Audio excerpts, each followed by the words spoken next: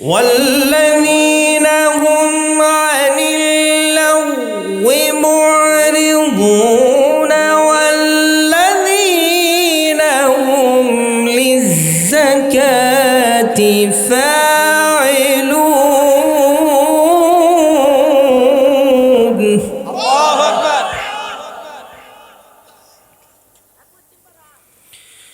والذين هم لفروجهم حافظون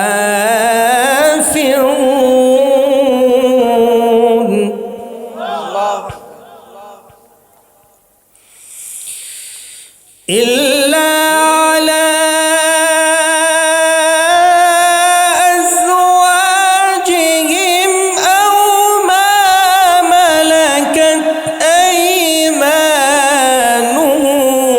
فإنهم غير ملومين.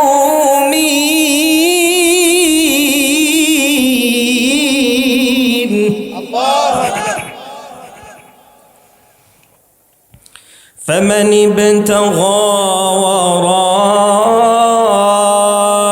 ذلك فأولئك هم العادون.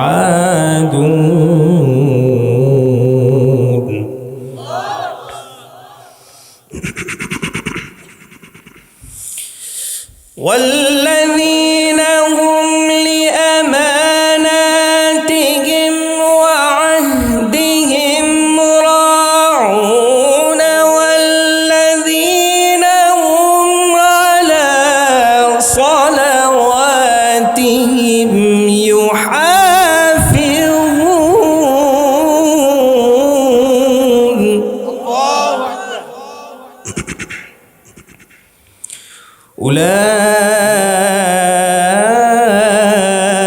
أولئك هم الوارثون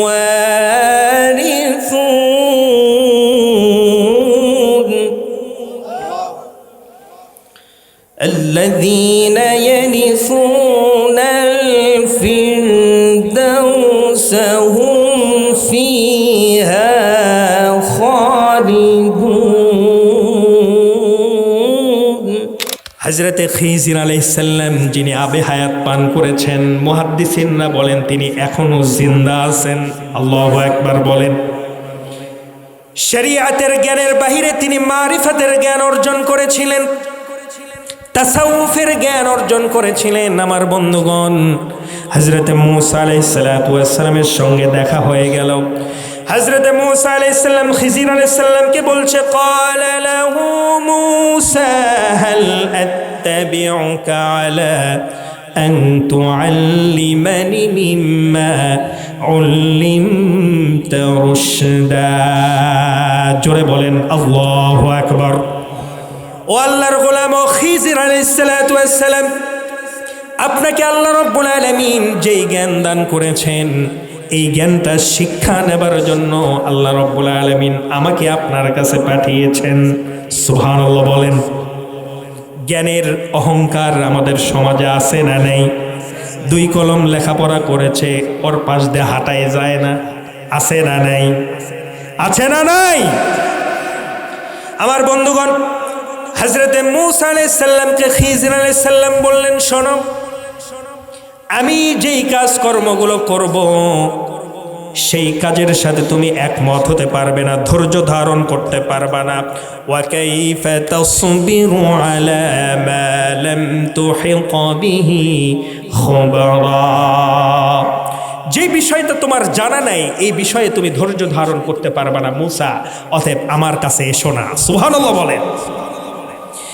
মূসা আলাইহিস সালাম বলছেন, ও খিজির আলাইহিস সালাম,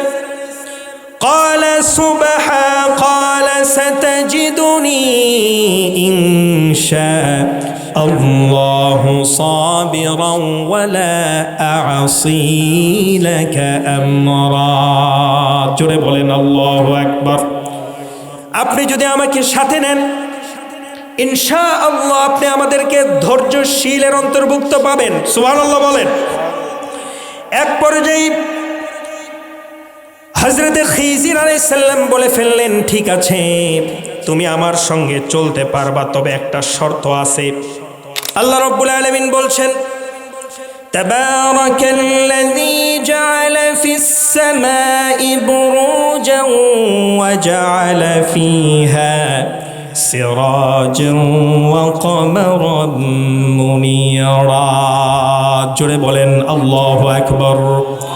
তিনি সেই মহান সত্তা যিনি কিনা আসমানে প্রদীপ বানিয়ে দিয়েছেন, মানে সূর্য বানিয়ে দিয়েছেন। তিনি সেই মহান সত্তা যিনি রাতের বেলা আলো বিকরণকারী চাঁদ বানিয়ে দিয়েছেন। কার কথা? আরো জোরে বলেন, কার কথা? ফিঙ্গারপ্রিন্ট আছে না নাই? কথা কয় না, আছে না নাই? এই ফিঙ্গারপ্রিন্টের সাথে কি আলী আজম ভাই আমার পাশে বসে আছেন, জবরদস্ত মুহাদ্দিস মানুষ, আলী আজম ভাই এবং আমার ফিঙ্গারপ্রিন্ট কোনোদিন মিলবে?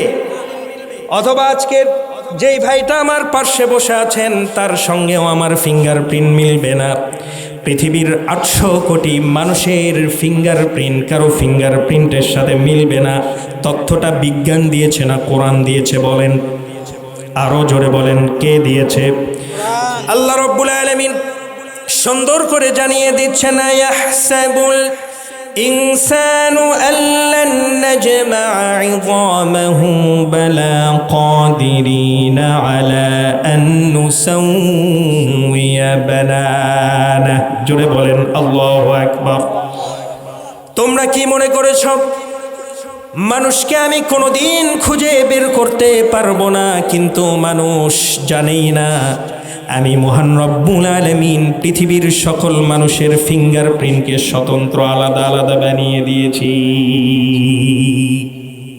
সুবহানাল্লাহ। কালকে কইেন, আরো জোরে বলেন সুবহানাল্লাহ। বিগ ব্যাং থিওরি আছে না নাই? কথা কয় না। বিগ ব্যাং থিওরি কত শত বছর আগে কোরআনে কারিমের ভিতরে আল্লাহ রাব্বুল আলামিন জানিয়ে দিলেন, আওয়ালাম ইয়ারাল্লাযীনা কাফারু আন্নাস সামাওয়াতি ওয়াল আরদা কানাতা রাতকান ফাফাতাকনাহুমা وجعلنا من الماء كل شيء حي أفلا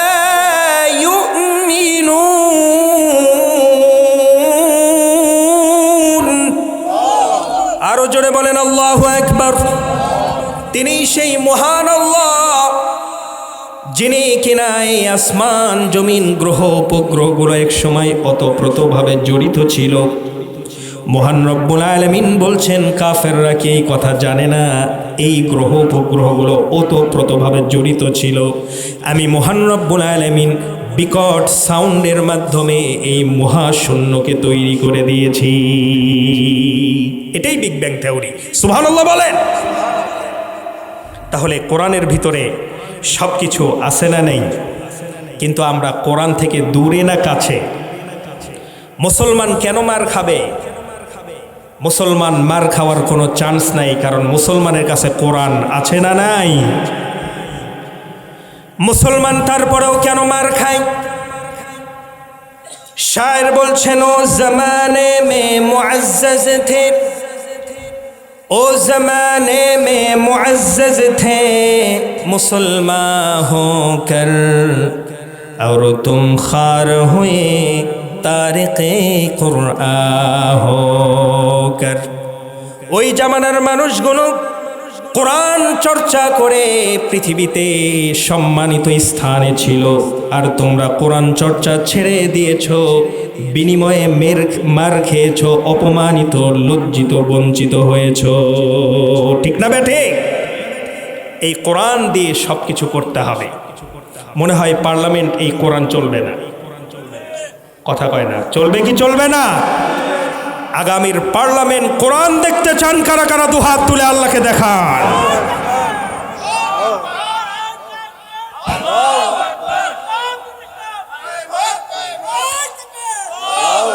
হাত নামান। আল্লাহ রাব্বুল আলামিন আপনাদের এই দোয়াকে এবং হাত তোলাকে বাংলাদেশের পার্লামেন্টের জন্য কোরআনকে কবুল করুন। জোরে বলেন আল্লাহুম্মা আমিন। সব দেখা শেষ, এবার কোরআনের বাংলাদেশ। ঠিক না ঠিক? আমার বন্ধুগণ, আমি সূরাতুল মুমিনুন থেকে 11 আয়াত, আমি শুরুর 11 আয়াত আমি আপনাদের সামনে তেলাওয়াত করেছি। সূরাতুল মুমিনুন মানে মুমিনদের সূরা, সুবহানাল্লাহ কোন। আবার কোরআনে কারিমে সূরাতুল কাফিরুন আছে না নাই? কাফেরদের নামেও সূরা আছে না নাই? আবার কাফেরও না মুসলমানও না, ডাবল স্ট্যান্ডার্ড প্লে করে। মুনাফিকুন নামেও সূরা আছে না নাই? সুবহানাল্লাহ বলেন। সব কিছুই কোরআনে আল্লাহ পাক ঢুকিয়ে দিয়েছেন। পার্লামেন্ট নামেও একটা সূরা মহান রব্বুল আলামিন কোরআনের ভিতরে দিয়েছেন, সূরাতুশ শূরা। সুবহানাল্লাহ বলবেন না? পার্লামেন্ট নামে সূরা আছে। আল্লাহু আকবার। পার্লামেন্ট নামে সূরা আছে, অথচ পার্লামেন্টে কোরআন নাই। এই কোরআন পার্লামেন্টে ঢুকাইতে হবে। ঠিক না বেটে?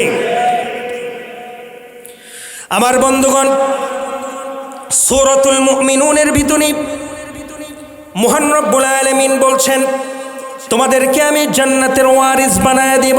সুবহানাল্লাহ বলেন। আপনার বাবা মারা যাওয়ার পরে বাবার সম্পত্তির ওয়ারিস হয়েছেন আপনি। ঠিক না ঠিক বলেন? আল্লাহ রাব্বুল আলামিন সেই জন্যই বলছে, উলাইকা হুমুল ওয়ারিসুন الذين يرثون الفردوس هم فيها خالدون।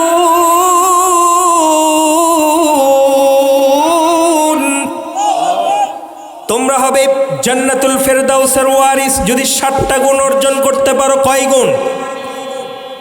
আওয়াজ কমলো কেন? জোরে বলেন, কয় গুণ? আরো জোরে। জোর হলো না? হেইয়ো হেইয়ো গুলো বলবেন 60টা। কয় গুণ? 7 গুণ অর্জন করতে পারলে মহান রব্বুল আলামিন বলছেন, আমি তোমাদেরকে জান্নাতের ওয়ারিস বানায় দিব। সুবহানাল্লাহ বলেন। আজকে আমরা জান্নাতের ওয়ারিস হওয়ার জন্য এই 7 গুণ কি কি এটা শুনে যাব। পারবো না ইনশাআল্লাহ? সবার কি ঘুম ধরবে? সবাই একটু দুহাত উঁচু করে ধরেন তো। লিল্লাহে তাকবীর।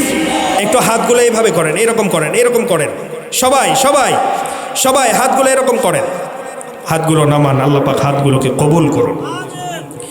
আমার বন্ধুগণ, আল্লাহ রাব্বুল আলামিন বলছেন, قد أفلح المؤمنون الذين هم في صلاتهم خاشعون। জোরে বলেন আল্লাহু আকবার। সফল কাম হয়েছে ওই মুমিনেরা, সাকসেসফুল হয়ে গেছে। কদ বসানো হয়েছে, অবশ্যই সাকসেসফুল হয়ে যাবে ওই সমস্ত মুমিনেরা। আমরা কি ইমানদার নাকি? মুমিন কাকে বলা হয়? যারা ইমানদার। সুবহানাল্লাহ বলেন। আমরা কি ইমানদার? কথা কয় না, সন্দেহ আছে নাকি? কেমন ইমানদার আমরা? নাম ইমান আলী, কিন্তু সারাদিন বেঈমানি করে। আছে না নাই? নাম হচ্ছে রমজান আলী, রমজান মাসে দুপুরবেলা হোটেলে বসে খায়। আছে না নাই? নাম হলো আতর আলী, বিড়ির গন্ধে গায়ের পাশে ঘোরা যায় না। আছে না নাই? তাহলে নামে ইমানদার হলে হবে না। ঠিক না বে ঠিক?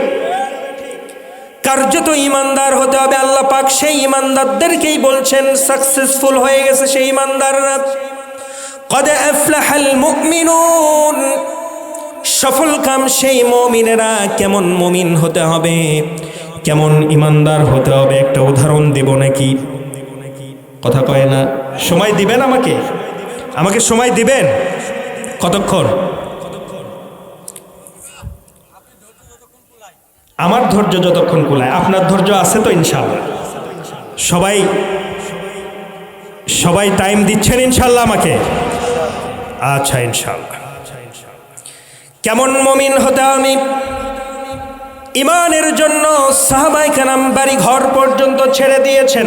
ঠিক না ঠিক? মক্কাতে 20 বছরের একজন যুবক নাম তার ছিল আব্দুল উজ্জা। ইসলাম কবুল করে ফেললেন। ছোটবেলায় তার বাবা ইন্তেকাল করেছেন, ইয়েতিম। চাচার কাছে মানুষ হয়েছেন, চাচার কাছে গেলেন, ডাক দিয়ে বললেন, চাচা যান, মুহাম্মাদুর রাসূলুল্লাহ, সবাই বলি সাল্লাল্লাহু আলাইহি ওয়াসাল্লাম, তিনি তো সত্যই নবী, চলেন ঈমান গ্রহণ করি। চাচা বলছে, খবরদার, মুহাম্মাদের কথা জীবনেও আর আমাকে বলো না, মুহাম্মাদের কথা আমাকে বলো না। এবার আব্দুল উজ্জা দেখে বলছে, চাচা যান, আপনি যদি ঈমান গ্রহণ নাও করেন, আমি আর সহ্য করতে পারছি না, ধৈর্য ধারণ করতে পারছি না, আমি ঈমান আনয়ন করলাম। সবাই পড়েন আশহাদু আল্লা ইলাহা ইল্লাল্লাহু ওয়াহদাহু লা শারীকা লাহু ওয়া আশহাদু আন্না মুহাম্মাদান আবদুহু ওয়া রাসূলুহু। গেল, বলল, ছোটবেলায় তোমার বাবা ইন্তেকাল করেছে, আমি তোমাকে সম্পদের মালিক বানিয়ে দিয়েছি, তোমাকে কাপড় দিয়েছি, তোমাকে ঘোড়া দিয়েছি, উট দিয়েছি, দুম্বা দিয়েছি, এগুলো সকল কিছু ফেরত দিতে হবে। আব্দুল উজ্জা বলছে, চাচা ফেরত নিয়ে নেন, কোনো সমস্যা নাই। আল্লাহু আকবার। কোনো সমস্যা নাই, আমি চললাম। আমার বিশ্ব নবী মক্কা থেকে হিজরত করে মদিনায় চলে গিয়েছেন, মদিনাতে তিনি আছেন, আমি মদিনার পানে চললাম। ও আমার চাচা, সকল সম্পদ আপনারে দিয়ে দিলাম। সুবহানাল্লাহ। সব কিছু নিয়ে নেন, ঈমান নিয়েন না। সুবহানাল্লাহ বলেন। আমার বন্ধুগণ, চাচা ডেকে বলল, যাওয়ার আগে তোমার পরনে যেই লুঙ্গিটা আছে সেই লুঙ্গিটাও আমার টাকায় কেনা লুঙ্গি খোলো। নাউজুবিল্লাহ বলেন। 20 বছরের যুবক লুঙ্গিটাও নিতে পারলেন না, ঈমান আনয়ন করেছেন, লুঙ্গিটা খুলে দিলেন, চলে গেলেন মায়ের কাছে। মায়ের আরেক জায়গায় বিয়ে হয়েছিল, নক করলেন দরজায়।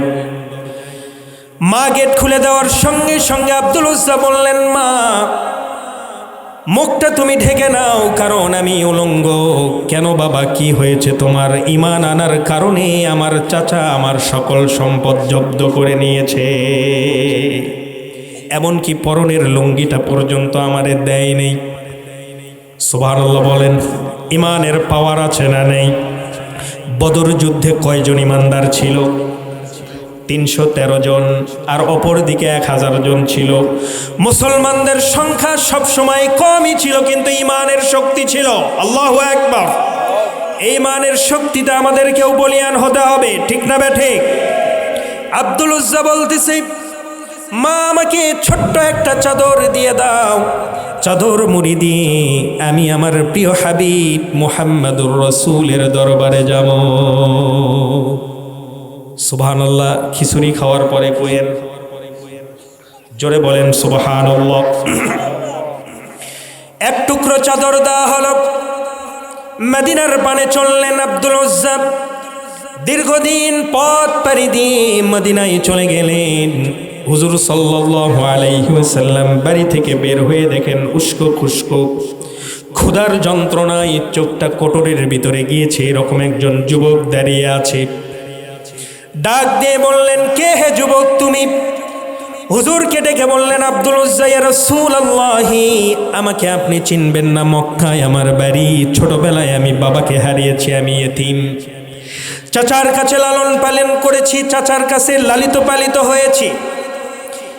এক পর্যায়ে মনে হয়েছে ইসলামটা সত্য ধর্ম, ইসলামটা একমাত্র আল্লাহর কাছে মনোনীত ধর্ম। কারণ আল্লাহ পাক বলেন, ইন্নাদ দীনা ইনদাল্লাহিল ইসলাম, নিশ্চয় আল্লাহর কাছে মনোনীত দিন ধর্মের নাম কি? আরো জোরে বলেন, কি? আমার কাছে মনে হয়েছে ধর্মটা আমি গ্রহণ করে নিয়েছি। ইয়া রাসূলুল্লাহ, আমার সকল সম্পদ আমার চাচা জব্দ করে নিয়েছে। ইয়া রাসূলুল্লাহ, আমি আপনার দরবারে চলে এসেছি। সুবহানাল্লাহ। আহলুস সুফফার মেম্বারদেরকে হুজুর ডাকলেন, ডেকে বললেন, যাও এ আব্দুল উজ্জাকে নিয়ে যাও। যাওয়ার আগে নামটা পরিবর্তন করে দিলেন, আব্দুল উজ্জা থেকে তোমার নাম নয় বরং আব্দুল্লাহ আমি তোমার নাম রেখে দিলাম। সুবহানাল্লাহ। আব্দুল্লাহ কি নামাজ শিক্ষা দেওয়া হলো। এক পর্যায়ে কোরআন শিখে গেলেন। কোরআনটা তিনি চিৎকার করে পড়েন। হুজুরের কাছে বিচার দেওয়া হলো, ইয়া রাসূলুল্লাহ, আব্দুল উজ্জা নতুন ইসলাম গ্রহণ করার পরে যতটুকু কোরআন শিক্ষা গ্রহণ করেছে, এত জোরে কোরআন পড়ে যে রাতের বেলা ঘুমাতে পারি না আমরা। ইয়া রাসূলুল্লাহ, আপনি একটু বলে দেন সে যেন আস্তে আস্তে কোরআন পড়ে। হুজুর ডেকে বলছে, ও আমার সাহাবীরা, ও আমার আহলুস সুফফার মেম্বারের শোনো, আব্দুল্লাহকে জোরে জোরে কোরআন পড়তে দাও। কারণটা হলো আব্দুল্লাহর ইমানটা বড় চড়া মূল্যে ইমান এনেছে। বলেন আল্লাহু আকবার। এমন চড়া মূল্য তাকে দিতে হয়েছে, ইমান আনার কারণে নিজের পরনের লুঙ্গিটা পর্যন্ত আনতে পারে নাই। সুবহানাল্লাহ। এরকম ইমানদার আমাদেরকে হওয়ার দরকার আছে না নাই? তাবুক যুদ্ধের সময় চলে আসলো। হুজুর সাল্লাল্লাহু আলাইহি ওয়াসাল্লাম 30,000 সৈন্য রেডি করলেন মুজাহিদিনদের জন্য। তিনি চাঁদা তুললেন, সবাই চাঁদা দিল, সবাই মন ভরে সেই জিহাদের জন্য দান করে দিলেন। মহিলারা গহনা দিলেন, কানের দুল দিলেন, নাকের ফুল হুজুরের কদমে ফেলে দিলেন। রোমানদের বিরুদ্ধে জিহাদ করতে হবে তাবুকের ময়দানে। এ আব্দুল উজ্জা গিয়েছেন, ইয়া রাসূলুল্লাহ, আমি গরিব মানুষ, ইমান আনার কারণে মক্কা থেকে লুঙ্গিটা পর্যন্ত আনতে পারি না। ইয়া রাসূলুল্লাহ, সবাই সব কিছু দান করে দিল। ইয়া রাসূলুল্লাহ, আমি তো কোনো কিছুই দান করতে পারলাম না, আপনি একটু আমার জন্য দোয়া করে দেন, আমি যেন ইসলামের জন্য তাবুকের ময়দানে গিয়ে আমি আমার জীবনটা যেন দান করে দিতে পারি। আরো জোরে বলেন সুবহানাল্লাহ। হুজুর সাল্লাল্লাহু আলাইহি ওয়াসাল্লাম বললেন, একটা গাছের বাকল নিয়ে আসো। বাকল নিয়ে আসা হলো, এক হাতে পরিয়ে দিয়ে বললেন, রব্বুল আলামিন, আমি আমার আব্দুল্লাহর রক্তকে কাফের বেঈমানদের জন্য হারাম করে দিলাম। আল্লাহু আকবার। সাহাবী কেঁদে উঠলেন, ডাক দিয়ে বললেন, ইয়া রাসূলুল্লাহ, গরিব সাহাবী আমি আব্দুল্লাহ, ঈমান গ্রহণ করার জন্য মক্কা থেকে অনেক সম্পদের মালিক আমি ছিলাম, কোনো সম্পদ আনতে পারি নাই। আমার জীবনটা আমি আল্লাহর রাস্তায় কুরবান করে দিব এই চিন্তা করেছি। আর আপনি কি দোয়া করলেন আমার জন্য? কারণ এই জীবনটা কার হাতে? আরো জোরে বলেন, জীবনটা কার হাতে? আমাদের সম্পদটা কার হাতে? আল্লাহ রাব্বুল আলামিন বলেন, ইন্নাল্লাহা ইশতারা মিনাল মুমিনিনা আনফুসাহুম ওয়া আমওয়ালাহুম বিআন্না লাহুমুল জান্নাহ ইউকাতিলুনা ফি সাবিলিল্লাহ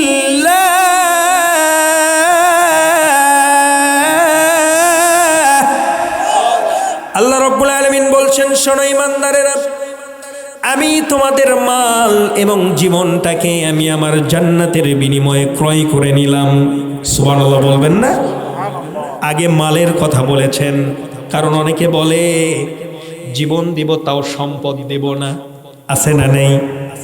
কথা কয় না, আছে না নাই? জীবন দিব তবু এই সম্পদ দেব না, এরকম বলে কি বলে না? এই জন্য আল্লাহ পাক বলছেন, তোমার সম্পদ এবং তোমার জীবন দুটাই আমি জান্নাতের বিনিময়ে কিনে নিলাম। আল্লাহু আকবার। হযরত আব্দুল্লাহ দেখে বলছেন, ইয়া রাসূলুল্লাহ, আমি তো আপনাকে জিহাদের ময়দানে আমি যেন শহীদ হয়ে যাই, আমার জীবনটা যেন ইসলামের জন্য দান করে দিতে পারি, এই দোয়াটা আমি করতে বলেছি। ইয়া রাসূলুল্লাহ, আপনি কেন কাফের বেঈমানদের আমার রক্ত হারাম করে দিলেন? তাহলে শহীদ কেমন করে হব? হুজুর ডেকে বলছেন, শোনো, আমার কোন উম্মত যদি জিহাদের তামান্না অন্তরের ভিতরে লালন করতে পারে আর সে যদি জ্বরেও মারা যায়, ওই বান্দাকে মহান রব্বুল আলামিন শহীদের মাকাম দান করে দিবেন। আল্লাহু আকবার বলেন। শহীদ হওয়ার দরকার আছে না নেই? মুসলমান হওয়া কি সহজ নাকি? সহজ? আরো জোরে বলেন, মুসলমান হওয়া কি সহজ নাকি? মুসলমান হওয়া অত সহজ নয়। আব্দুল উজ্জার ঘটনাটা দেখেন। ইমানের বিনিময়ে সে সকল সম্পদ চাচার কাছে বিলিয়ে দিয়েছে, সম্পদ নিতে পারে নাই, ইমান নিয়ে এসেছেন। জোরে বলেন সুবহানাল্লাহ। এই ইমান আমাদেরকে অর্জন করার দরকার আছে না নেই? কিন্তু ভোটের সময় আসলে 500 টাকায় ইমান বিক্রি করে মুসলমান আছে না নাই? আছে। ডেকরাতেও আছে, পল্লীমঙ্গলেও আছে। এবার বিক্রি করবেন নাকি? কথা কয় না। বিক্রি করবেন এবার?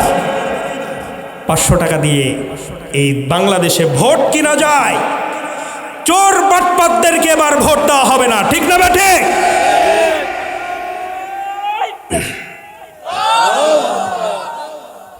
আমার বন্ধুগণ, বাংলাদেশ এবার হবে কোরআনের বাংলাদেশ। জোরে বলি ইনশাআল্লাহ। আমার বন্ধুগণ তাবুক ময়দানে চলে গেলেন। 30,000 সৈন্যবাহিনী নিয়ে হুজুর সাল্লাল্লাহু আলাইহি ওয়াসাল্লাম নিজে সেনাপতির দায়িত্ব পালন করছেন। তাবুক ময়দানে যখন সবাই জানতে পারলো, রোমানরা যখন জানতে পারলো মুহাম্মাদুর রাসূলুল্লাহ সাল্লাল্লাহু আলাইহি ওয়াসাল্লাম নিজে সেনাপতি হয়ে জিহাদে অংশগ্রহণ করেছেন, যখন এই কথা জানতে পারলো, বেঈমানদের অন্তরের ভিতরে ইমানদারদের ভয় ঢুকাইয়া দিলেন কে? বেঈমানেরা ভয় পেয়ে গেল, রোমানরা পালিয়ে গেল, যুদ্ধ হলো না, বিনা যুদ্ধে তাবুক জয় হয়ে গেল। বলেন না আল্লাহু আকবার। কিসের শক্তিতে জয় হয়েছে? ইমানের শক্তিতে। আমার বন্ধুগণ, তাবুক যুদ্ধে হুজুর সাল্লাল্লাহু আলাইহি ওয়াসাল্লাম 20 দিন অবস্থান করলেন।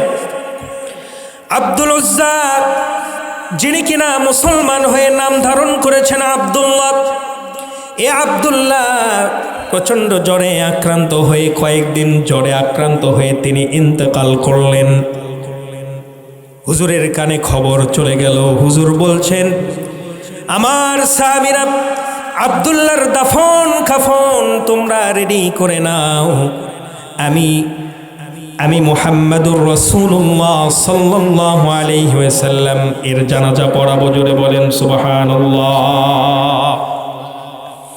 জানাজা হয়ে গেল, কবরের ভিতরে নামানো হবে। লাশ নিয়ে আসতেছে কয়েকজন ধরে মিলে। কবরের ভিতর থেকে একজন ডেকে বলছে, তোমার ভাইদেরকে সাবধানে নিয়ে আসো, সম্মানের সঙ্গে নিয়ে আসো। আব্দুল্লাহ লাশ বহন করছেন হযরতে আবু বকর এবং পিছনে ছিলেন হযরতে ওমর। জোরে বলেন আল্লাহু আকবার। কবরের ভিতর থেকে যিনি ডাকছেন তিনি আর কেউ নন, তিনি হচ্ছেন আমার আপনার নবী, বিশ্ব নবী জনাবে মুহাম্মাদুর রাসূলুল্লাহ। সবাই বলেন সাল্লাল্লাহু। কবরের পাশে লাইটটা ধরে যিনি আছেন তিনি আর কেউ নন, ইসলামের প্রথম মুয়াজ্জিন। নামটা কি?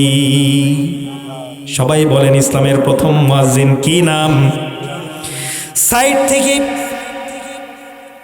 থেকে আব্দুল্লাহ ইবনে মাসউদ তিনি কেঁদে উঠলেন। কেঁদে উঠে তিনি বলছেন, রব্বুল আলামিন, আজকে এই লাশটা যদি আব্দুল্লাহর না হয়ে আমি আব্দুল্লাহ ইবনে মাসউদের লাশটা যদি কবরে দাফন হয়ে যেত, আমি সবচাইতে দুনিয়ার সম্মানিত ব্যক্তি হয়ে যেতাম। সুবহানাল্লাহ বলেন। আমার যুবক ভাইরা, আপনাদের রক্তের বিনিময়ে ইসলাম এত দূর পর্যন্ত এসেছে, ঠিক না বেঠে? আপনাদের রক্তের বিনিময়ে 17 বছর লেডি ফিরাউন আপনাদের রক্তের বিনিময়ে পালাতে বাধ্য হয়েছে, ঠিক না বেঠে? এখনো যদি রক্ত দেবার প্রয়োজন হয়, যুবকরা রক্ত দেওয়ার জন্য প্রস্তুত আছো? কারা কারা ইসলামের জন্য রক্ত দিতে চাও হাত তুলে আল্লাহকে দেখায় দাও।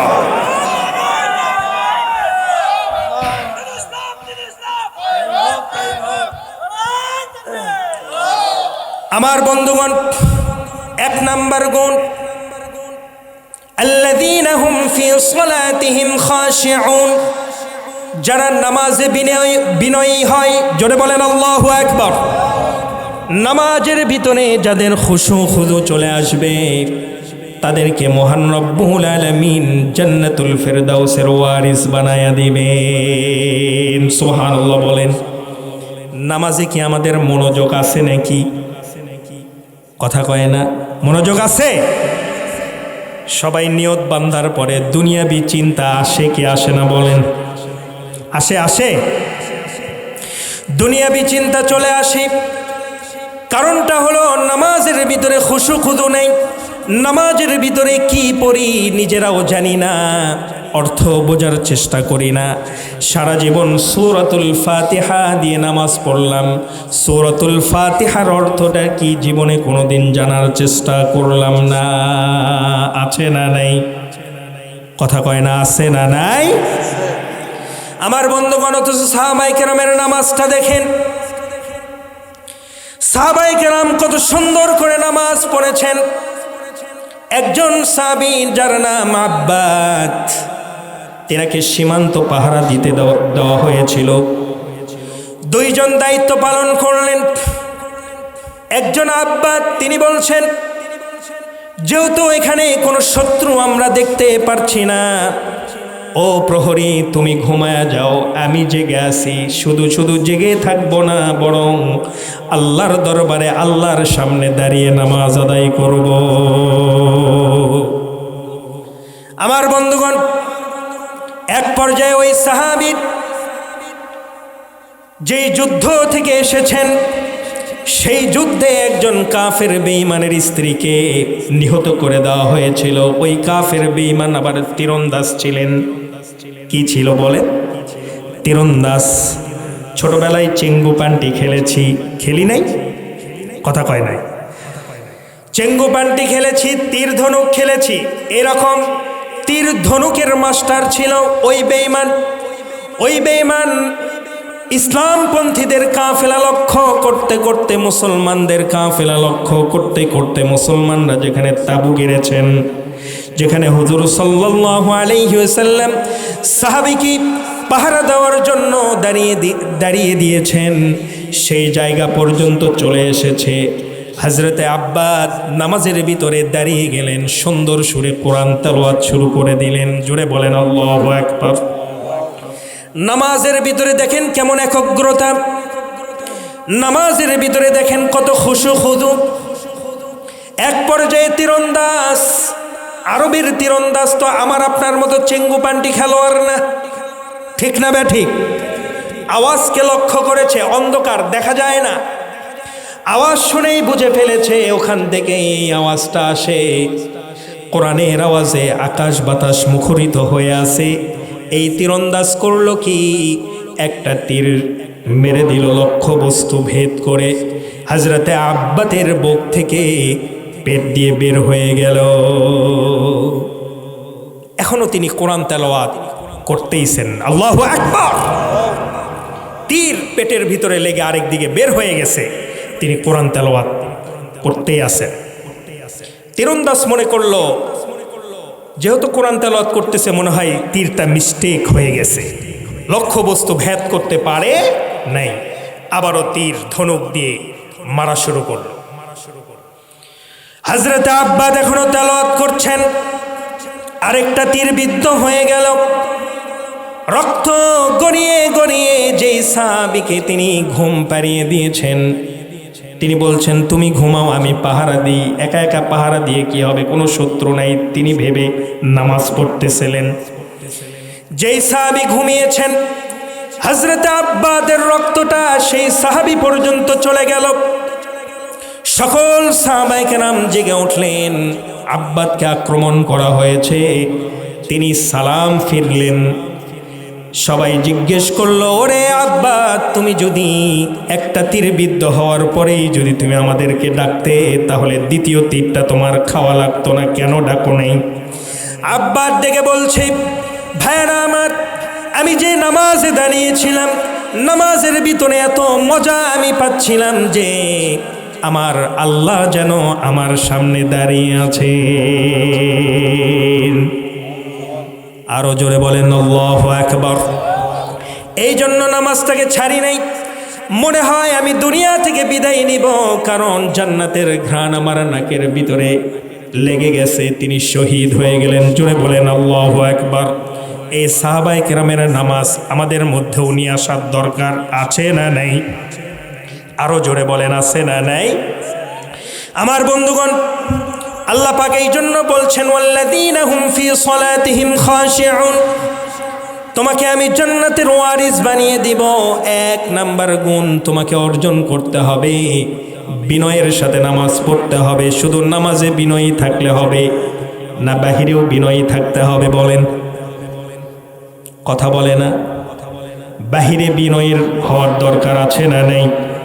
তাকাব্বুরি করবেন নাকি? তাকাব্বুরি কি এই বাংলাদেশে আর চলবে? চোখরাঙ্গানি কি বাংলাদেশে আর চলবে? চোখরাঙ্গানি চলবে না, তাকাব্বুরিও চলবে না, অহংকার করা যাবে না। কোরআনে কারিমের প্রথম যেই গুনাহের কথা এসেছে সেটাই হচ্ছে তাকাব্বুরি হওয়া, বিনয়ী না হওয়া, তাকাব্বুর হওয়া, অহংকারী হওয়া।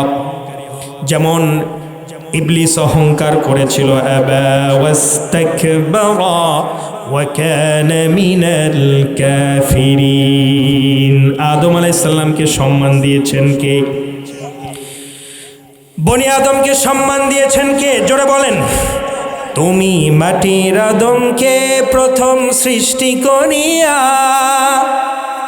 ঘোষণা করিয়া দিলে শ্রেষ্ঠ বলিয়া, তাই নূরের ফেরেশতা করে আদমকে সেজদা, তাই নূরের ফেরেশতা করে আদমকে সেজদা।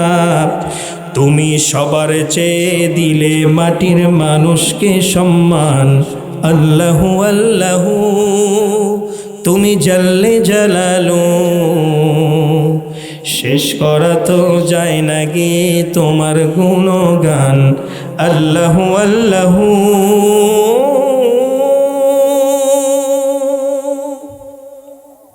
জোরে বলেন আল্লাহু আকবার। আদম আলাইহিস সালামকে আল্লাহ পাক নির্দেশ দিলেন, কিন্তু ইবলিস সেই নির্দেশটা মানে নাই। এই জন্য ইবলিস তাকাব্বুরি করেছে, অহংকারী করেছে, শয়তান হয়ে গেছে, ইবলিস হয়ে গেছে। এই জন্য আমাদের বিনয়ী হওয়ার দরকার আছে না নাই? জান্নাতের ওয়ারিস হওয়ার জন্য এক নাম্বার শর্ত কি বলেন? কথা কয় না। বিনয়ী হতে হবে। নামাজের ভিতরে খুশু খুদু তো নিয়ে আসবই, আবার নামাজ থেকে শিক্ষা নেওয়ারও দরকার আছে না নেই? জোরে বলেন। মসজিদ কার ঘর? আরো জোরে, মসজিদ কার ঘর? ওয়া আন্নাল মাসাজিদা লিল্লাহি ফালা তাদউ মা'আল্লাহি আহাদা। জোরে বলেন আল্লাহু আকবার। পৃথিবীর যত মসজিদ আছে সব মসজিদ কার ঘর? এই ঘরের ভিতরে কি কোনো অহংকার চলবে? একজনের বাড়ি 5 তলা, আর একজনের 3 বাড়ি, দুইজনে একই সাথে মসজিদে দাঁড়িয়ে যায়, ঠিক না ব্যাঠিক? এরকম সুন্দর দৃশ্য মসজিদ ছাড়া কোথাও দেখা যায় না। এই জন্য শায়ের বলছেন, এক হি সবে মে খড়ে হো গই, এক হি সবে মে খড়ে হো গই महमूद आयास, न कोई बंदा रहा न कोई बंदा नवाज। নামাজের ভিতরে দিল্লির বাদশা মাহমুদ দাঁড়িয়ে গেছে, তার পাশে চাকর আয়াজ দাঁড়িয়ে গেছে। কবি বলছেন, এখানে দিল্লির বাদশাও কেউ নয় এবং দিল্লির বাদশার চাকরও কেউ নয়, দুইজনই আল্লাহর গোলাম হয়ে গেছে। আল্লাহু আকবার। নামাজ এত সুন্দর দেখা যায়, তাকাব্বুরি করা যাবে না, অহংকারী হওয়া যাবে না। হযরত মূসা আলাইহিস সালাতু ওয়াস সালাম কেমন মানুষ ছিলেন? খুব রাগী মানুষ, চট করে একটা কথা বলে ফেলতেন। একমাত্র তিনিই পয়গম্বর যিনি আল্লাহ রাব্বুল আলামিনের সঙ্গে অডিও কলে কথা বলেছেন। সুবহানাল্লাহ বলেন। কি কলে? আমরা যে ফোনে কথা বলি, আমরা ওনাকে দেখতে পারি না, ঠিক না ঠিক? হযরত মূসা আলাইহিস সালাম আল্লাহকে দেখতে পারেন নাই, তবে কথা শুনেছেন। সুবহানাল্লাহ। আর আমার আপনার পয়গম্বর আল্লাহ রাব্বুল আলামিনের সামনে গিয়েছেন, বাড়িতে দাওয়াত পেয়েছেন। ওয়াসিআ কুরসিয়ুহুস সামাওয়াতি ওয়াল আরদ ওয়া হুয়াল আলিয়্যুল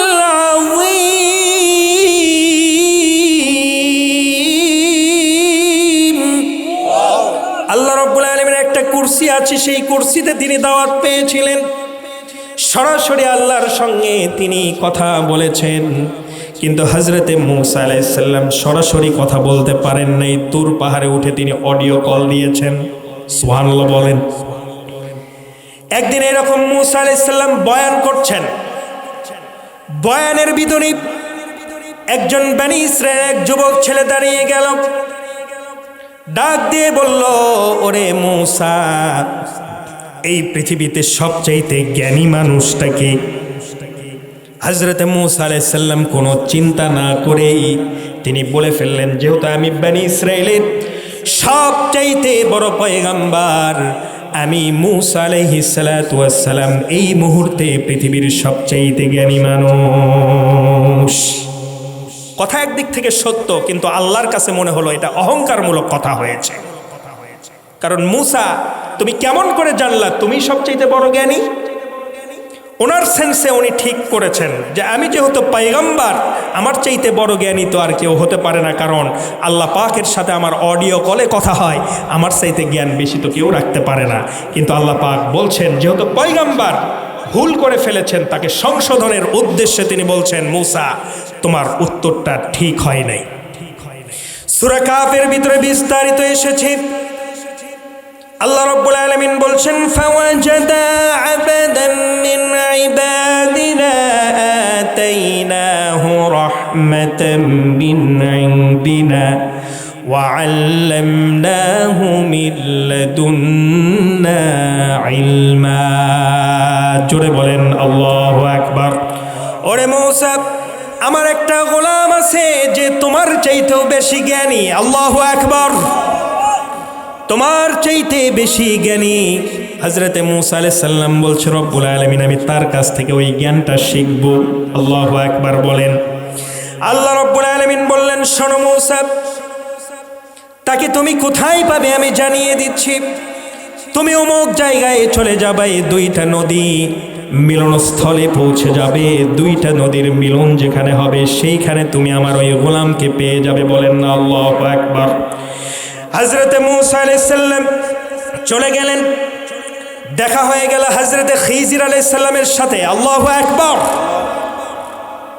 হযরতে খিজির আলাইহিস সালাম যিনি আবে হায়াত পান করেছেন, মুহাদ্দিসিনরা বলেন তিনি এখনো জিন্দা আছেন।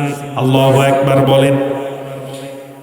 শরীয়তের জ্ঞানের বাহিরে তিনি মারিফাতের জ্ঞান অর্জন করেছিলেন, তাসাউফের জ্ঞান অর্জন করেছিলেন। আমার বন্ধুগণ, হযরতে মূসা আলাইহিস সালাতু ওয়াস সালামের সঙ্গে দেখা হয়ে গেল।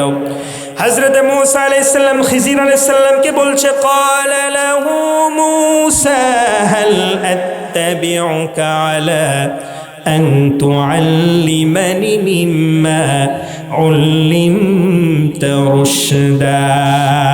জোরে বলেন আল্লাহু আকবার। ও আল্লাহর গোলাম ও খিজির আলাইহিস সালাতু ওয়াস সালাম, আপনাকে আল্লাহ রাব্বুল আলামিন যেই জ্ঞান দান করেছেন, এই জ্ঞানটা শিক্ষা নেবার জন্য আল্লাহ রাব্বুল আলামিন আমাকে আপনার কাছে পাঠিয়েছেন। সুবহানাল্লাহ বলেন। জ্ঞানের অহংকার আমাদের সমাজে আছে না নেই? দুই কলম লেখাপড়া করেছে, ওর পাশ দিয়ে হাঁটায় যায় না, আছে না নাই? আছে না নাই? আমার বন্ধুগণ, হযরতে মূসা আলাইহিস সালামকে খিজির আলাইহিস সালাম বললেন, শোনো, আমি যেই কাজ কর্মগুলো করব সেই কাজের সাথে তুমি একমত হতে পারবে না, ধৈর্য ধারণ করতে পারবে না। ওয়া কাইফা তাসবিরু আলা মা লাম তুহিত বিহি খবরা। যে বিষয়টা তোমার জানা নাই এই বিষয়ে তুমি ধৈর্য ধারণ করতে পারবে না মূসা, অতএব আমার কাছে এসো না। সুবহানাল্লাহ বলেন। মূসা আলাইহিস সালাম বলছেন, ও খিজির আলাইহিস সালাম, قال ستجدني إن شاء الله صابرا ولا أعصي لك أمرا। জোরে বলেন আল্লাহু আকবার। আপনি যদি আমাকে সাথে নেন ইনশাআল্লাহ আপনি আমাদেরকে ধৈর্যশীলের অন্তর্ভুক্ত পাবেন। সুবহানাল্লাহ বলেন। এক পর্যায়ে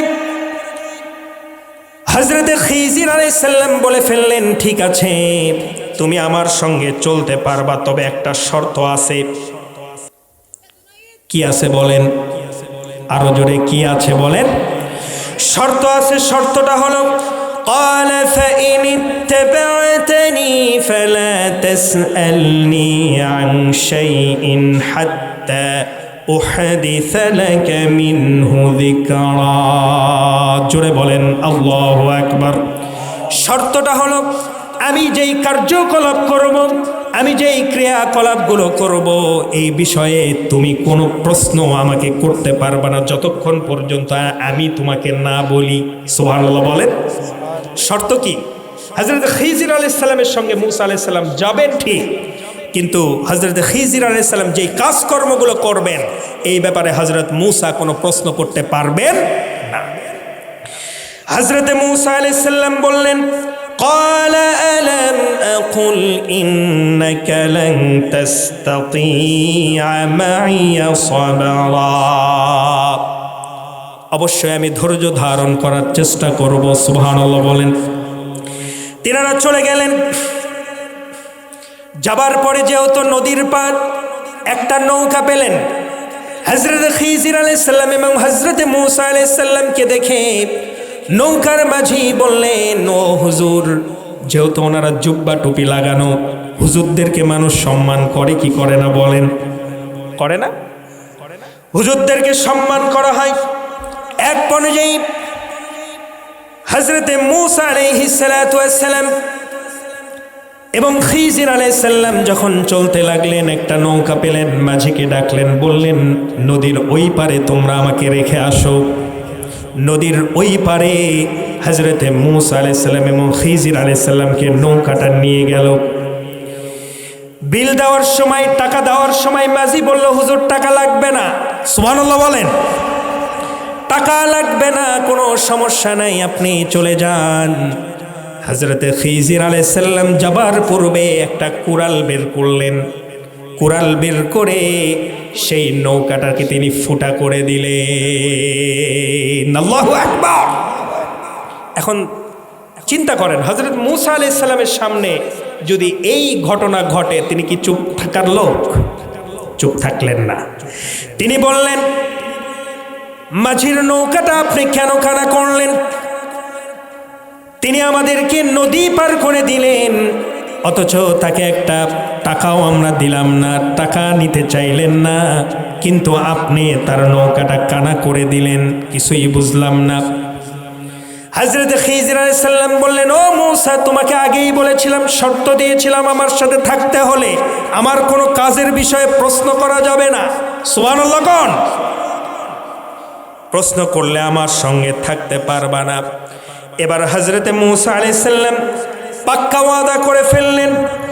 قال إن سألتك عن شيء بعدها فلا تصاحبني قد بلغت من لدني علما।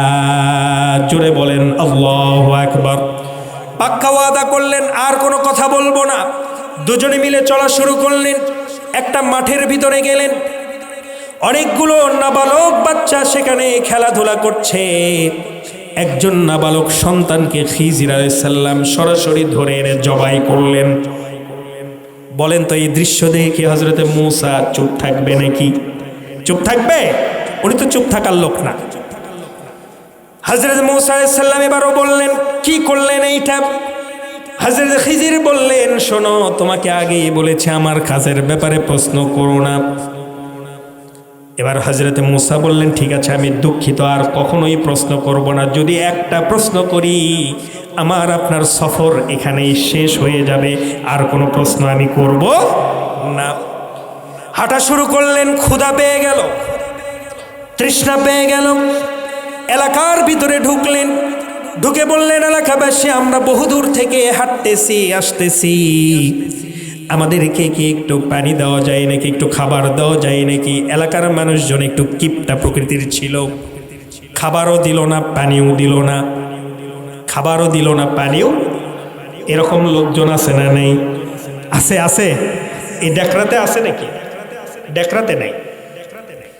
আপনারা অনেক ভালো মানুষ, সুন্দর মানুষ, এই যে বসে আছেন এই ঠান্ডার ভিতরে এই বসে থাকাকে আল্লাহ পাক কবুল করুন, জোরে বলেন আমিন। আমি কি চালাবো না শেষ করে দিব? 12টা মোটামুটি বেজেই গেছে, শেষ করে দিই? চলবে কতক্ষণ? ফজর, একজন বলছে ফজর। আমার বন্ধুগণ, হযরতে মূসা আলাইহিস সালাম এবং খিজির আলাইহিস সালাম খাবার চাইলেন, এলাকার লোকেরা খাবার দিল না, দূর করে তাড়িয়ে দিল।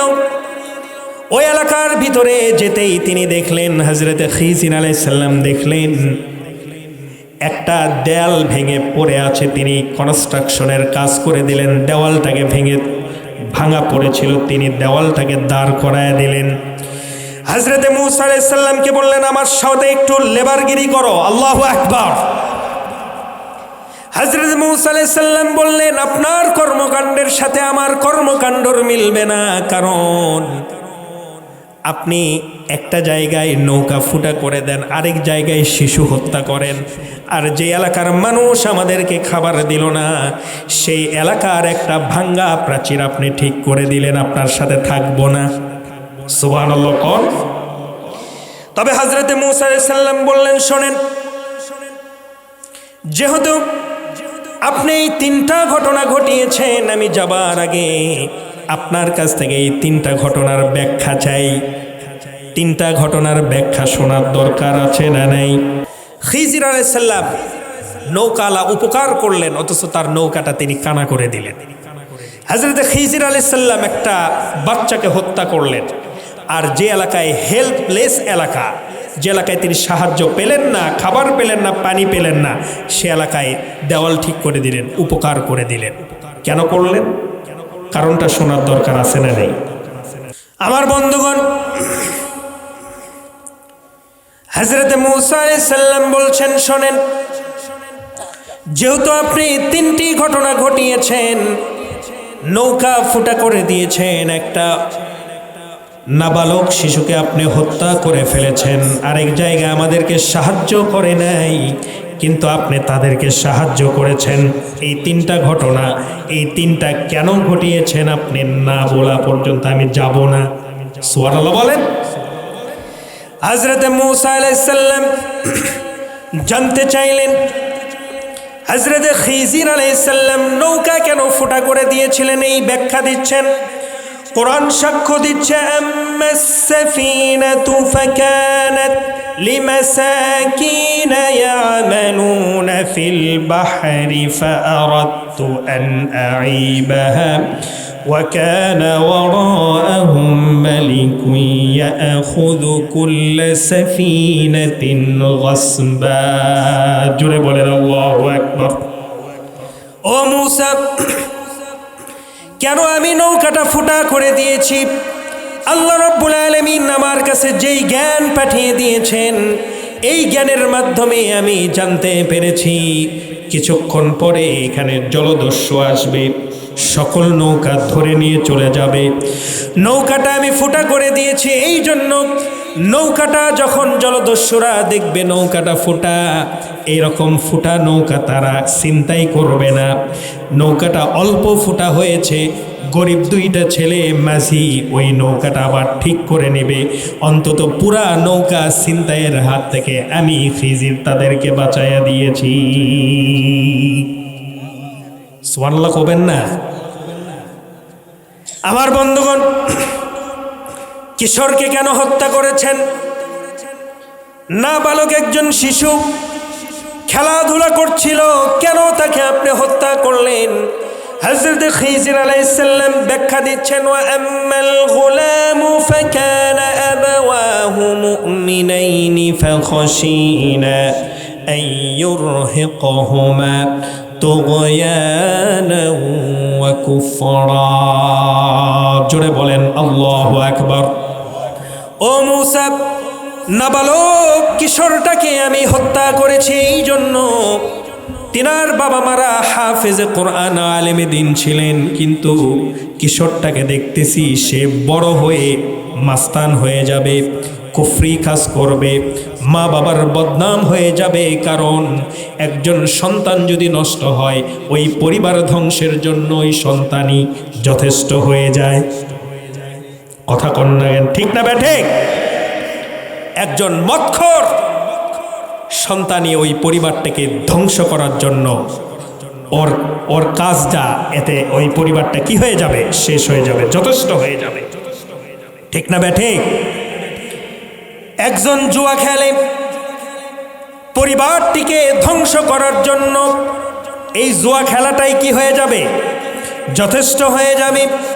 হযরত খিজির আলাইহিস সালাম বলছে, ও মূসা, আমাকে আল্লাহ রাব্বুল আলামিন যেই জ্ঞান দান করেছেন, আমি সেই জ্ঞানের মাধ্যমে আমি জানতে পারলাম, বুঝতে পারলাম এই সন্তানটা বড় হয়ে কুফরি করবে, মা বাবার বদনাম হয়ে যাবে, মা বাবা এটা সহ্য করতে পারবে না। যেহেতু মা বাবা এখনো ইয়াং আছে, আরও সন্তান নিতে পারবে, এই জন্য এই সন্তানটাকে নাবালক অবস্থায় আমি হত্যা করে সন্তানটিকে আমি জান্নাতি বানিয়ে দিলাম, পরিবারটিকেও আমি বাঁচিয়ে দিলাম। বিল্ডিংটা কেন ঠিক করলেন? কনস্ট্রাকশনের কাজটা কেন করে দিলেন আপনি? হযরত খিজির ব্যাখ্যা করছেন, ওয়া আম্মাল জিদারু ফাকানা লিগুলামাইনি ইয়াতীমাইনি ফিল মাদিনা ওয়া কানা তাহতাহু কানজুল লাহুমা ওয়া কানা আবুহুমা সালিহা। জোরে বলেন আল্লাহু আকবার। ওই দেওয়ালের পাশে দুইজন ইয়েতিমের মাল সেখানে লুকায়িত ছিল। ওই দেওয়ালটা যেহেতু ভেঙে গিয়েছে, এলাকার মানুষ আমাদেরকে খাবার দেয় নাই, তো কি হয়েছে?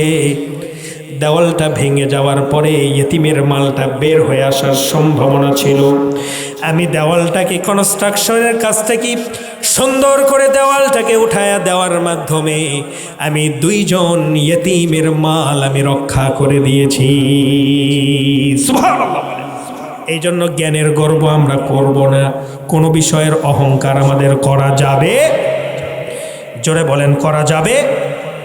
আমার বন্ধুগণ, 2 নম্বর গুণ অর্জন করতে হবে, ওয়াল্লাযীনা হুম আনিল লাগওয়ি মু'রিদুন। জোরে বলেন আল্লাহু আকবার। অসার ক্রিয়াকলাপ করা যাবে না। চায়ের আড্ডায় বসলি সেখানে অযাচিত অসামঞ্জস্যপূর্ণ কথা হয় কি হয় না? যারা জান্নাতের ওয়ারিস হবে, জান্নাতুল ফিরদাউসের ওয়ারিস হবে, তাদের 2 নম্বর গুণ হবে তারা অযাচিত অসামঞ্জস্যপূর্ণ কুরুচিপূর্ণ কোনো কথাই বলবে না। আল্লাহু আকবার। এরপরে 3 নম্বর গুণ, ওয়াল্লাযীনা হুম লিয-যাকাতি ফাঈলুন। যাকাত প্রদান করবি, দান সদকা করবে। এই যে আপনারা ডাকরা মধ্যপাড়া কবরস্থানের জন্য দান করলেন, এই দানের গুণটা আমাদেরকে অর্জন করতে হবে। এই দানের গুণের বিনিময়ে মহান রব্বুল আলামিন আমাদেরকে জান্নাতুল ফিরদাউসের ওয়ারিস বানায়া দিবেন। সুবহানাল্লাহ বলেন। এরপরে 4 নাম্বার, ওয়াল্লাযীনা হুম লিফুরুজিহিম হাফিজুন। যুবক ভাইদের আয়াত, চরিত্রের হেফাজত করতে হবে, গোপনাঙ্গের হেফাজত করতে হবে। কে বলেছেন? আরো জোরে কে বলেছেন? হযরত ইউসুফ আলাইহিস সালাম সবচাইতে সুন্দর মানুষ তিনি ছিলেন। হযরত ইউসুফ আলাইহিস সালাম কেমন চরিত্র রক্ষা করেছিলেন? হযরত ইউসুফ আলাইহিস সালামকে কুপ্রস্তাব দেওয়া হয়েছিল। হযরত ইউসুফ আলাইহিস সালাম জুলাইখার সেই কুপ্রস্তাব তিনি ফিরাইয়া দিয়েছিলেন। বলেন না আল্লাহু আকবার। জোর করে তাকি রাতের বেলা আজিজে মিশর জুলাইখার স্বামী যখন বিদেশে সফরের জন্য বের হয়ে গেল, জুলাইখা চিন্তা করলো এবার ইউসুফ তো আমার হবে, ইউসুফকে ডেকে নিয়ে আসো। গোপন কামরায় নেওয়া হলো। গোপন কামরায় যখন চলে গেলেন হযরতে ইউসুফ আলাইহিস সালাম, 12টা দরজা লাগায়া দেওয়া হলো। হযরতে ইউসুফ আলাইহিস সালামকে গোপন কামরায় ডেকে নিয়ে জুলাইখা বলল, আসো আমার সঙ্গে যৌন সঙ্গম করো। ওরে ইউসুফ, আমি তো তোমাকে দেখে পাগল হয়ে গেছি। দেখেন, মেয়ে মানুষ যুবকের কাছে যাবে না, যুবক মেয়ে মানুষের কাছে যাবে, কথা কয় না। ইউসুফ আলাইহিস সালামের কাছে কে গিয়েছেন? আগে মেয়ে মানুষ গিয়েছেন। আমার যুবক ভাইয়েরা, চরিত্র যদি ঠিক করতে পারেন তাহলে মেয়ে মানুষের পিছনে আপনার ঘোরা লাগবে না, বরং মেয়ের বাবারা মেয়েকে দেওয়ার জন্য আপনার পিছনে সিরিয়াল লাগবে। ঠিক না বেটে? চরিত্র ঠিক করতে হবে। হযরত ইউসুফ আলাইহিস সালাম, হযরত ইউসুফ আলাইহিস সালাম তিনি করলেন কি, এক পর্যায়ে যখন দেখলেন কিছুই করতে পারবো না, আমার সাহায্যের জন্য আমার সাহায্যের সকল পথ বন্ধ হয়ে গেছে, কিন্তু একজনের পথ খোলা আছে না নেই? আরো জোরে বলেন, আছে না নেই? হযরত ইউসুফ বললেন, ক্বালা মাআদাল্লাহ,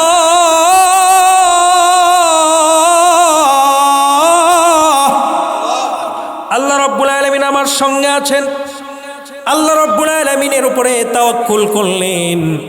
হযরতে জিবরাইল আমিন বললেন, আপনি দৌড় দেন দরজার দিকে, দরজা খুলে দেওয়ার মালিক হচ্ছেন আপনার আল্লাহ। আমার বন্ধুগণ, হযরতে ইউসুফ দৌড় দিলেন।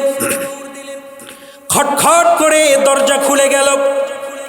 11টা দরজা খুলে গেল, শেষ দরজাটা আর খোলে না, তালাবদ্ধ হয়ে আছে। সুবহানাল্লাহ বলবেন না? এর ভিতরেও আল্লাহর খেলা আছে না নাই? আজিজে মিশর জুলাইখার স্বামী প্লেন মিস করেছেন, বাড়িতে চলে আসলেন। বিমানবন্দর থেকে বাড়িতে আসা পর্যন্ত আল্লাহ রাব্বুল আলামিন সেই দরজাটা বন্ধ রাখলেন। যখন আজিজে মিশর দরজার সামনে এসে দাঁড়িয়ে গেলেন, আল্লাহর হুকুমে সেই দরজাটাও খুলে গেল। হযরতে জুলাইখা পিছনে পিছনে দৌড়ায়, পিছন থেকে জামা টেনে ধরে, হযরতে ইউসুফের জুব্বা ছিঁড়ে যায়। আজিজে মিশর দেখলো কি অকাম, এত রাতের বেলা আমার বইয়ের গোপন কামরায় ইউসুফ কি করে? হযরতে ইউসুফ আলাইহিস সালামকে ধরা হলো। হঠাৎ করে 90 ডিগ্রি চেঞ্জ হয়ে যে জুলাইখা বলল, ও আমার প্রাণের স্বামী, আমার তো চরিত্র খারাপ নয়, এই ইউসুফ আমাকে ধর্ষণ করার জন্য এসেছিল। নাউজুবিল্লাহ বলবেন না? কথাটা হাসা না মিসা? আরো জোরে, হাসা না মিসা? কত পার্সেন্ট মিসা? এরকম ধর্ষণের মামলা গত ফ্যাসিস্ট সরকার আলেমদের বিরুদ্ধে দিয়েছে কি দেয় নাই? দেয় নাই? সেই মামলাগুলো হাসানা মিসা? কথা কন না, হাসানা মিসা? আলেমদের বিরুদ্ধে ষড়যন্ত্র করবা যারা, এইভাবে করে দিল্লিতে দিয়ে তোমরা পড়বা, ঠিক না বেঠে? তোমাদের জায়গা বাংলাদেশে হবে না, কারণ বাংলাদেশ ইসলামের বাংলাদেশ। বাংলাদেশ হচ্ছে হযরতে শাহজালালের দেশ, হযরতে শাহ মখদুমের দেশ, ঠিক না বেঠিক? শাহজালালের রক্তে গড়াই দেশ, শাহ মখদুমের হৃদয় জুড়ে ছিল বাংলাদেশ, ঠিক না?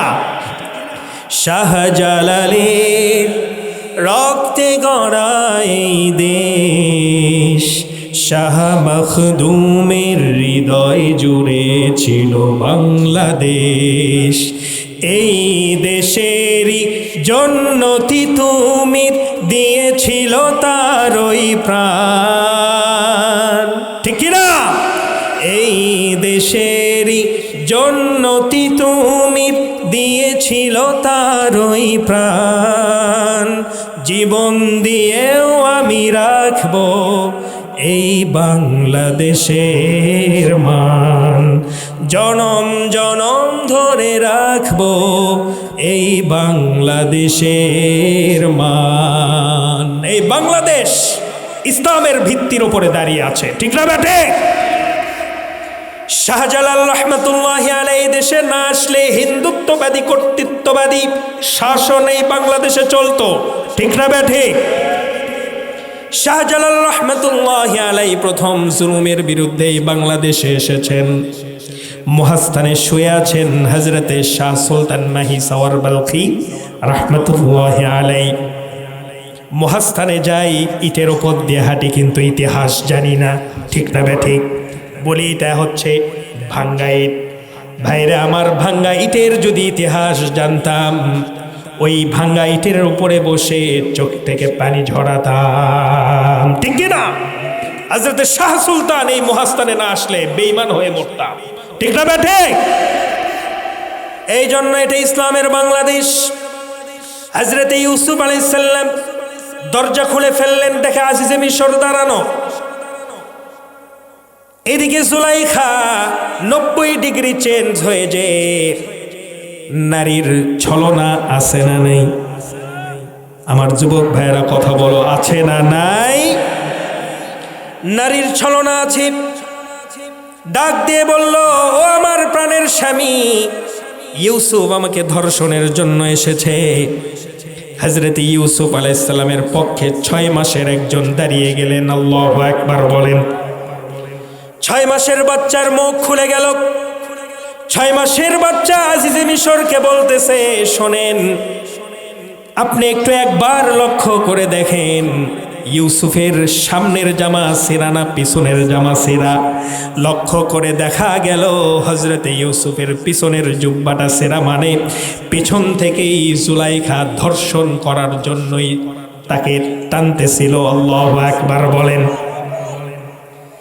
ধরা খেয়ে গেল, কিন্তু ধরা খেলে আজিজে মিশরের সম্মানটা নষ্ট হবে, কারণ তার বউ, ঠিক না ঠিক?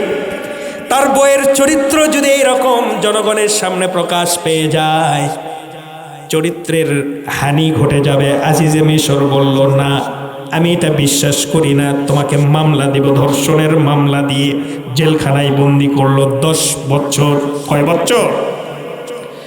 10 বছর জেল খাটলেন।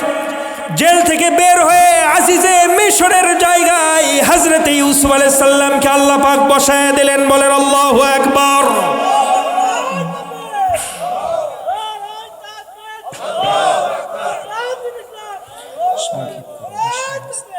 এই জন্য গত 17 বছরে আলেম ওলামারা মিথ্যা মামলা, ধর্ষণের মিথ্যা মামলা দিয়ে তাদেরকে ফাঁসির কাস্টে ঝুলিয়ে দেওয়া হয়েছে। জমিনটা এবার উর্বর হয়েছে। এবার ফয়সালা হবে আলেমদের বাংলাদেশ, এই বাংলাদেশ হয়ে যাবে, ঠিক কিনা? পার্লামেন্ট হবে আলেমদের পার্লামেন্ট। জোরে বলি ইনশাআল্লাহ। আমার বন্ধুগণ, 4 নাম্বার, চরিত্রের কি করতে হবে? হেফাজত করতে হবে। 5 নাম্বার, ওয়াল্লাযীনা হুম লিআমানাতিহিম ওয়া আহদিহিম রাউন, আমানতদারিতা রক্ষা করতে হবে। 6 নাম্বার, যেটা ওয়াদা দিব সেই ওয়াদা পূর্ণ করতে হবে। আমার দেশে সবচাইতে ওয়াদা বেশি মিস করে আমাদের নেতারা। কথা কয় না, ঠিক না ঠিক বলেন? ভোট আসলেই বলে ভাইয়ারা রাস্তা পাকা করে দিব, ঘরে ঘরে চাকরি দিব, আছে না নাই? কিন্তু ভোট নেওয়ার পরে সব ফাঁকা বলি, ঠিক না ঠিক বলেন? বাংলাদেশে যত ওয়াদা মিস করেছে, সব ওয়াদা মিস করেছে আমাদের নেতারা, ঠিক না ঠিক? এইবার তাদেরকেই ভোট দেওয়া হবে যারা ওয়াদা মিস করবে না। বলেন আল্লাহু আকবার। এবার তাদেরকেই বিজয়ী আমরা করব, যারা যা ওয়াদা দিবে এটাই পালন করবে। কারণ কোরআনের ভিতরে মুমিনদের যেই গুণগুলো আছে তার ভিতরে জান্নাতের ওয়ারিস হতে গেলে 6 নাম্বার গুণ অর্জন করতে হবে, ওয়াদা পূর্ণ করতে হবে। আল্লাহু আকবার। এটা যারা কোরআন মানে তারা একমাত্র এই ওয়াদা পূর্ণ করতে পারবে, ঠিক না বেটে? আমার বন্ধুগণ, 7 নাম্বার সর্বশেষ সংক্ষিপ্ত কথা, সূরাতুল মুমিনুনের এই 10 আয়াতের তাফসীর যদি আমি বিস্তারিত করতে যেতাম এরকম আরো 3টা রাত লাগতো। সংক্ষিপ্ত কথায় শেষ করে দিচ্ছি।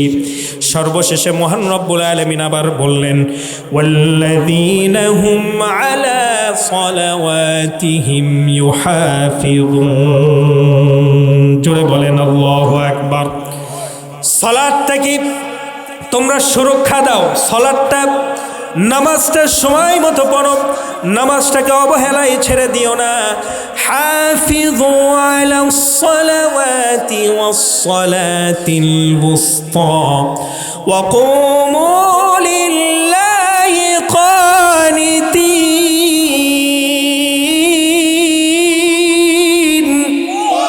আল্লাহ রাব্বুল আলামিন বলছেন, সালাতের কি করো? হেফাজত করো, সালাতের হেফাজত করো।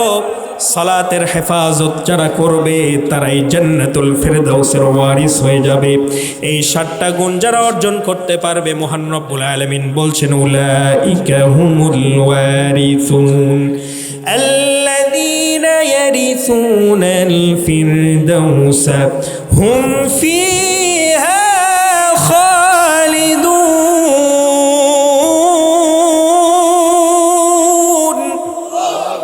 তারা আমার জান্নাতের ওয়ারিস হয়ে যাবে। তাও যেন তেন জান্নাত নয়, ফার্স্ট ক্লাস জান্নাত, জান্নাতুল ফিরদাউসের ওয়ারিস হয়ে যাবে।